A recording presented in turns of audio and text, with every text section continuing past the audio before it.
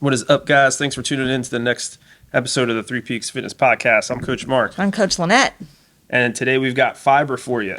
Yeah. Exciting. Yes, we're going geriatric. We're talking about fiber.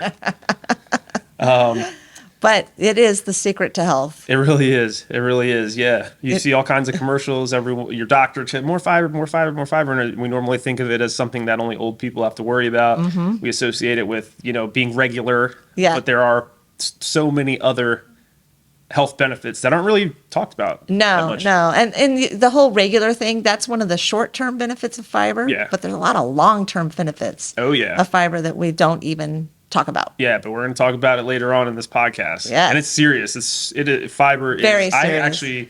I knew it was important just from my general knowledge of being a trainer. Didn't realize just how important it is and how much it can impact your health in a negative way if you're not getting enough. So, moving right into it. So, what is fiber? Break down fiber for us. You're the resident nutrition expert. I love it. Break down fiber. I'll be here all week. We got a sound thing. Yeah. Okay. So, scientifically, fiber is a non-digestible polysaccharide. Isn't that exciting? That is really exciting. Wow. I'm hooked. Keep going. So this is the thing I find fascinating about fiber. Okay, I guess I'm a boring person now. I'm fascinated by fiber. But fiber is a really important thing to eat, but technically we don't digest it.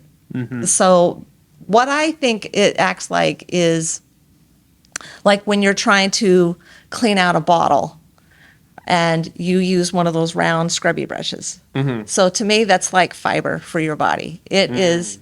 So your body is not digesting the fiber, but the fiber is in there cleaning everything out. So it's all the veins, your cardiovascular system, of course, your guts, everything in your gut. It cleans everything out. So without fiber, you're just full of sludge. Your whole body is just full of sludge. It's like the Drano of your food. Yes. So, just think about it. Like, if you're not getting enough fiber, you are full of sludge. Use that imagery to motivate you. Yeah.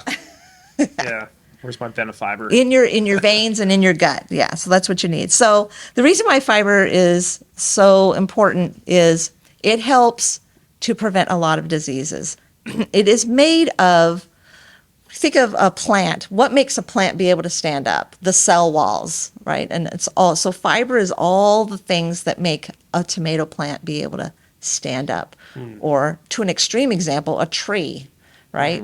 Think about, that's the most extreme example of fiber is a piece of wood, right? So standing up. Wood fibers. Yeah, it's all that structure. It gives the structure to the plant. So that's the bristles, it's like the bush bristles going through your body, all those really tough fibers going through there.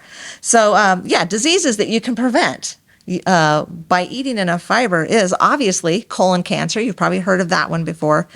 All the GI issues like diverticulitis, even appendicitis has been attributed to not enough fiber.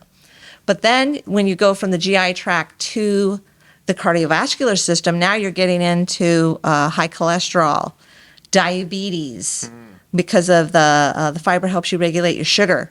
Being overweight is often because we're not eating enough fiber. The two are very interconnected. So losing weight, if you're going to lose weight, you definitely need to increase your amount of fiber. And then high blood pressure has also been tied to your fiber intake. And there's two different kinds of fiber. We've got soluble and insoluble. So soluble is the kind that helps you lower your blood pressure. It binds to the bad stuff and helps you flush it out. The insoluble is basically the stuff, that's the bristle brush stuff. That's like, let's collect all this waste and send it out, right? So that's the cleaner. That's the cleaner stuff. So, there's two different ways that it cleans. Let's, before we move forward, let's kind of go back and talk about the conditions that increasing your fiber intake can help with. Okay. In particular, the one about weight gain. Yes. What's the correlation there? Okay. So when you're not getting enough fiber, not only is your digestive system's going to slow down, you're going to have a really slow digestive system, and now you're absorbing more and more calories from the food you're eating. So the first thing it's going to do is speed up that digestive system, and now you're going to absorb less of the calories. You're also going to absorb less of the nutrients, but I wouldn't be so worried about that right away. Right? It's just more important to get the more fiber in. Yeah. Your body knows how to adjust to that over time. So the other thing is you're going to be hungry all the time if you're not eating enough fiber. So if you're eating a lot of simple carbs like crackers, bread, things like that, you're going to get hungrier quicker. Cold cereal is notorious. Chinese food is notorious for making you hunger quicker because it's got zero fiber and tons of sugar. Which does what? Which does what to, like, your blood sugar, right? Yes. It spikes your blood sugar, and then Yes. as your blood sugar crashes, Then you get hungry you again. start your craving. So you're going to spike. Yeah. So you're constantly trying to, I'm hungry. Why am I always hungry? Why am I always hungry? Right. So one of the reasons, of course, protein is part of that, but fiber is all the other half of that. So yes, so eating more fiber is going to help you feel fuller during the meal and between meals. Meals. So this is, if you're trying to lose weight, you definitely need to uptake on your fiber. If you're trying to gain weight, you see bodybuilders doing this. Bodybuilders really try to not eat as much fiber because they're trying to increase their calories. So a quick way to gain weight is don't eat any fiber. Interesting. Yes. Interesting. Yeah, so it makes you hungrier and it helps you eat more calories. Yeah. So, and a double benefit is foods that have a lot of fiber typically have less calories in them. They're less calorie dense. So, yeah, it kind of all goes together. Yeah, that is interesting. What we were talking about before we hit record was how the importance of eating unprocessed foods or minimally processed foods. Yeah. And when you look at nature, right, Yeah. and what grows, very rarely will you find sugar without fiber. Yep, they go together. Right? So fruits, right? If you're eating an apple, right, that has fiber worked in. If you're drinking apple juice, they've taken all the fiber out. Juicing in general, Right. removes the fiber from a lot of things. I've had a lot of people ask me, is it okay to eat a banana? Is it okay to eat an apple? I know that has sugar in it. I said, yeah, because nature already has the fiber. It's perfectly packaged. Yeah. So if you're eating a piece of fruit that has not been mushed up or juiced or whatever, not been messed with, you are don't worry about the sugar. Yeah. The fiber is going to take care of it. You were telling a really interesting story about Hawaii. Yeah. Oh yeah. When I was in Hawaii, we went ATVing on this cattle farm. And when we got to the end of the ATV trip, it was a lot of fun, but it has nothing to do with this story. But when we got to the end of the ATV trip, our guide, he actually lived on the farm, and he was like, "Hold on, I'll be right back." And he ran to his house, and he comes back carrying these long brown stems. Yeah. And we're like, what is that? What the heck? And he's like, "Sugar cane." I was like, "Oh," because I'd never seen it. Like Maryland, I don't know if there's sugar cane here. I've never seen it. But we started like chewing on it and stuff, and it was sweet, not nearly as sweet as like, a mouthful of sugar that you'll buy at the store, but it was sweet. You could taste the sugar, but it was just like 80% fiber. Yeah. It literally tasted like I was chewing on like a twig. Yeah. A sweet twig, basically, is what it tasted like. And it made me think like, okay. So in order to get the amount of sugar I could get from, let's say, a Snickers bar, right, at the store. Oh, yeah. I would need to chew through like 30 feet of sugar cane in order to get this. But that's the beautiful part about nature, is that it doesn't package sugar without fiber. And so if you follow that logic, it's like, if I'm getting something sweet, I need to make sure that I'm having fiber with that, because it's going to help naturally regulate my blood sugar. Yeah. Right? Okay. That's sort of packaged. That brings up a really interesting subject. So if I want to eat a Snickers bar, could I just eat a spoonful of Metamucil with it? Well, that's not quite the same thing. That's not going to work? Packaged together. Yeah. Oh, man. No, I don't think that's going to work. Yeah. Good point. Yeah, no, I can eat as much Snickers as I want as long as I drink some Metamucil with it. No, it doesn't really work that way. Yeah. This is big in marketing right now, where there's the manufactured fiber that you can add to food or just drink in a drink, Or you'll even find it on packages of breakfast cereal or nutrition bars where they've added fiber. And then on the packaging and in the nutrition label, it'll brag saying, oh, this has 7 grams of fiber. This is high in fiber, which is better than nothing. Okay. However, not near as good as just eating broccoli. Or eating an apple or a pineapple or whatever the thing is. Like just eating whole food is going to be far superior than manufactured powdered fiber. Yeah, for sure. And to that point, the food industry has always been really sneaky, right? With really great at marketing things to make them see, oh, buy this, it's super healthy, right? Yeah. And that's one of the things they do. What's the other thing that they do with the whole grains, right? Oh my gosh, yes. Whole grains are a good way to get fiber in your diet, right? But something that the food industry does that's really tricky is they will, in big shiny letters on the box of whatever it is you're buying, it'll say made with whole grains. Yes. And you read that and it's like, oh, no, okay, like this is good. This must be healthy. And there's no such thing as a bad food, but it's misleading. Yes. Right? It's misleading because everything is made with whole grains, right? They just take those whole grains and then they process them down until... And they grind it to a pulp. Yeah, until it's... And so it's tricky. So you got to be careful and really try to maybe look at the nutrition label and see what the ingredients are, see how much fiber is left in there. You know, depends on what the food item is. But I guess my point is just because it says made with whole grains doesn't necessarily mean that it is, oh, this is like super healthy for me. Yeah. So, I mean, like say you get a box of Fruit Loops and it's got the little symbol on there saying it's made with whole grains. Like, well, that's nice. But if you're really looking to improve your gut health, that's probably not the best choice.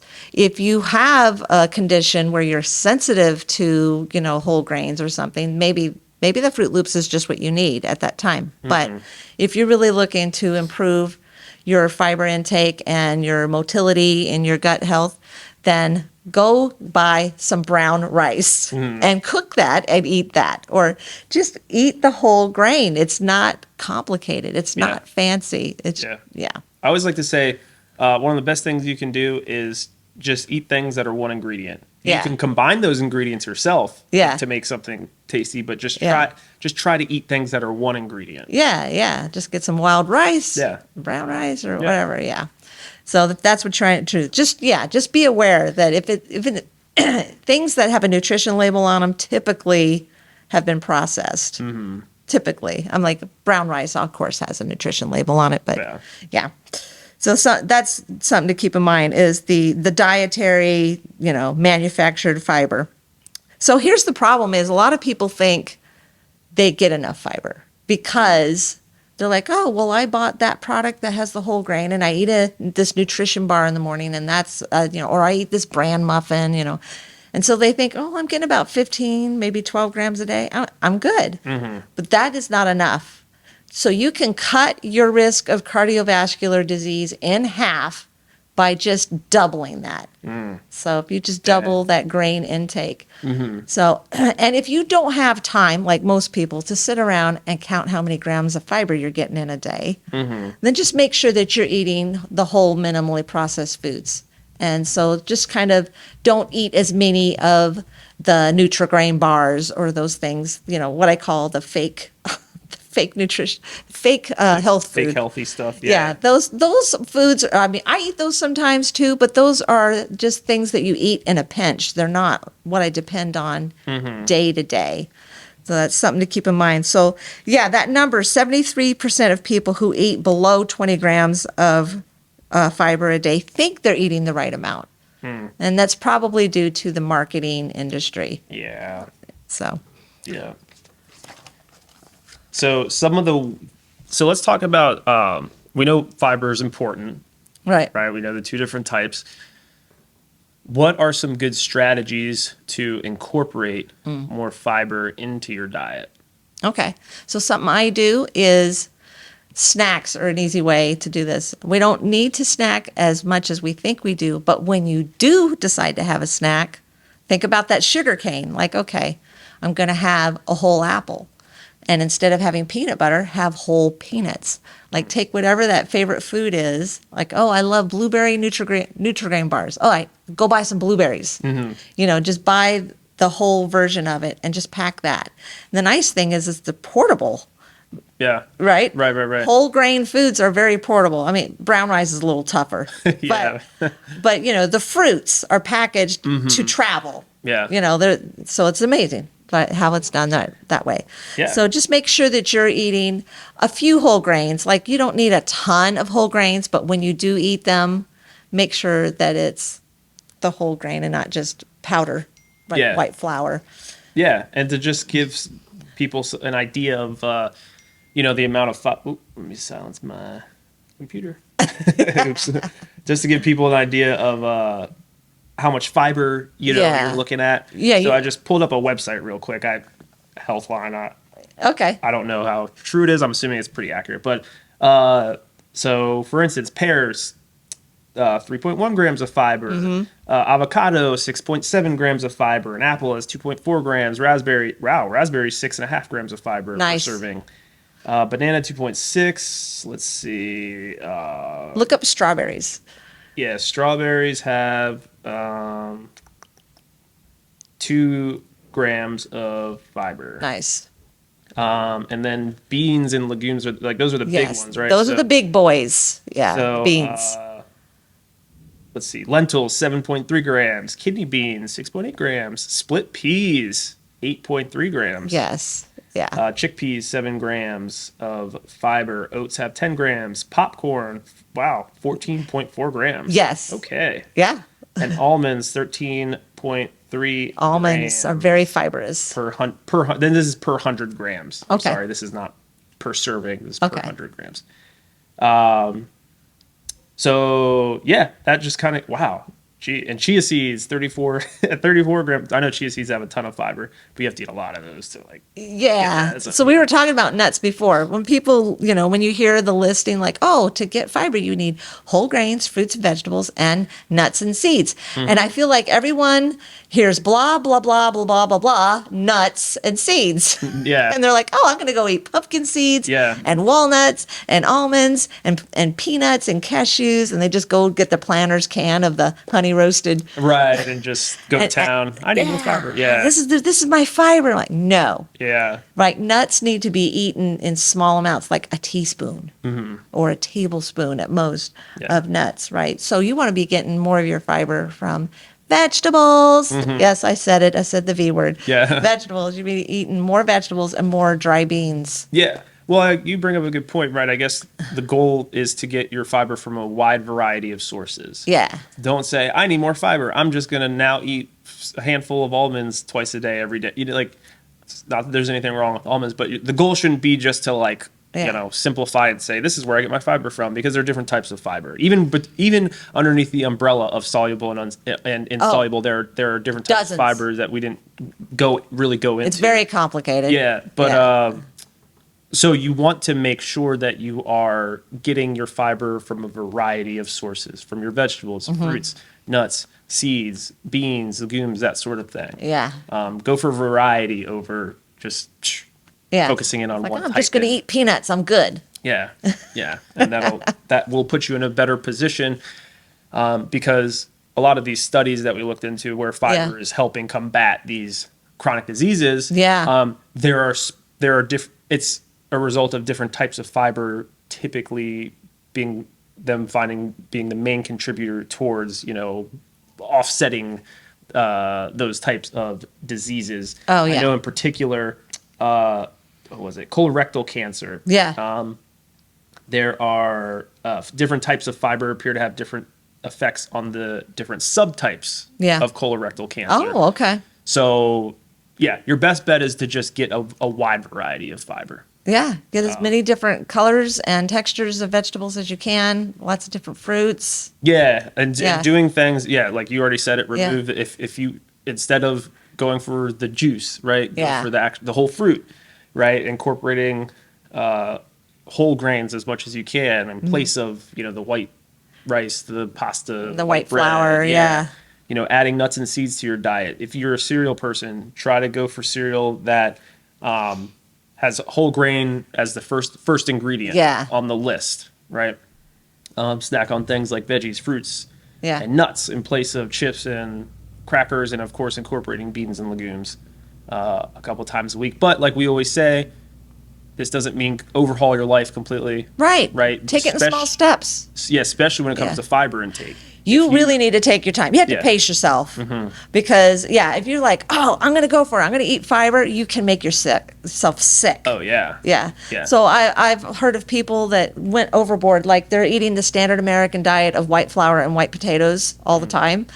And then they're like, oh, I need probiotics. I need fiber. So then they start, eating the yogurt and all the products that have tons of probiotics or fiber added into them. And they get really sick. Yeah. So, and their gut's not ready for it. So ease into it. Ease into these things. Start like, all right, I'm going to switch my Nutri-Grain bar for fresh blueberries or a whole apple, and then don't change anything else, right? Yeah. And just slowly switch over to the whole foods. Your gut needs time to adjust to all that work it has to do now. Oh, yeah. Yeah. It's a lot like exercise, right? Yes. You can't just go from not exercising your whole life to working out for 2 hours a day, 7 days a week. You'll injure yourself. You'll hurt yourself. It'll suck, right? So think of your gut biome the same way, right? Like you want to ease into it because now it's having to work harder than it did before. Yeah, definitely. But it will feel great. Yeah, give yourself a few weeks, but you're going to feel amazing once you're eating more of the whole foods and your cleaners going. Your cleaner, that's right. Got the cleaners going. The cleaner. Yes, it's going to be great. Cool. So, well, do we have anything else? I think I covered everything. One quick note about people with like IBS. If you're sensitive to some of these things, a lot of the foods that have high fiber have a type of fiber called lectin in it. That's really being demonized right now, big time on YouTube. The guy in the lab coat standing in the grocery store telling you not to eat anything that has lectin in it because lectin is bad. Okay, so this bugs the heck out of me. But this is what you do about lectin. For instance, tomatoes do have a good amount of lectin in them, and that can cause, some people are sensitive to lectin. But you don't have to miss out on tomatoes. You just need to take the seeds out. Same thing with cucumbers. If you find that you eat cucumbers and then your gut is like not happy, just take the seeds out and then enjoy the cucumbers. It's kind of a pain, but at least you get to have cucumbers. Like you don't have to never eat cucumbers again. Yeah. Same thing, like there's people that are sensitive to gluten. That's a form of fiber or other things. So just find a form of fiber that makes your gut happy. Try to eat a lot of fermented foods. That will help you digest these fibrous foods easier. So fermented pickles, sauerkraut, let's see. Kimchi, kefir, anything that's fermented, add that to whatever you're eating. Again, don't go overboard. Give yourself time. But add that to whatever you're eating that's kind of hard to digest. Like if you have trouble with broccoli, throw in, something that goes with broccoli. Not kefir. Not kefir. Maybe, eat pickles along with if you're going to have a hamburger with tomatoes, eat some fermented pickles. Oh, there you go. With the hamburger. Try to pair them up. And then those two things will help each other out. Yeah. So it's a good way to do that. Nice. So, so even if you're sensitive to it, you can find a way to work it in. Sweet. Cool. I think that's it. That's all I got. That's all we got for you guys today. Hopefully this was helpful. We'll talk to you next time. All right. Bye-bye.